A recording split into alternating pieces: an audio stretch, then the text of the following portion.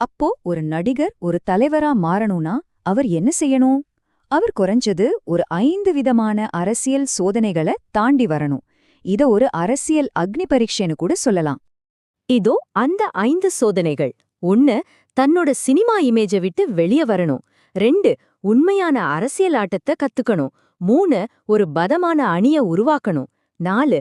தெளிவான ஒரு கொள்கை, ஒரு விஷனை முன்வைக்கணும். கடைசியா 5வது, கள யதார்த்தத்தை நேருக்கு நேர் சந்திக்கணும். ஒரு தலைவர்னா மக்களோட உண்மையான பிரச்சனைகளை நேர்ல போய் தான் கேட்கணும்.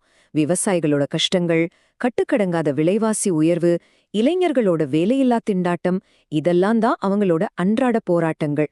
இது புரிஞ்சுக்காம இத பத்தி பேசாம விட்டா எவ்வளவு பெரிய ஸ்டாரா இருந்தாலும் மக்கள் மனசுல இடம் பிடிக்கிறது ரொம்ப கஷ்டம். இந்த 5 சோதனைகளையும் பார்த்துட்டோம். இப்போ நாம இந்த பகுப்பாய்வோட உச்சகட்டத்துக்கு வர்றோம். இது ஒருவேளை ரொம்ப சர்ச்சைக்குரிய ஆனா முக்கியமான ஒரு உண்மையா இருக்கலாம். இந்த வரிய நல்லா கவனிங்க. முதலமைச்சர் ஆவதற்கு அவர் முதலில் தன்னை ஒரு நடிகர் என்பதை தாண்டி கடினமான முடிவுகள் எடுக்கக்கூடிய ஒரு தலைவர் என்று நிரூபிக்க வேண்டும். இதுதான் எல்லாத்தையும் விட பெரிய இறுதிச் சோதனை. அப்போ யாரு இறுதியா முடிவெடுக்க போறது? யாரு தீர்ப்பு சொல்ல போறா? 2026 தேர்தல் களம்தான் அதுக்கான உண்மையான பதில சொல்லும். இந்த ஸ்லைடு எல்லாத்தையும் ரொம்ப அழகா சுருக்கமா சொல்லுது. கடைசியில வெற்றியை தீர்மானிக்க போறது வெறும் ரசிகர் பட்டாளம் கிடையாது.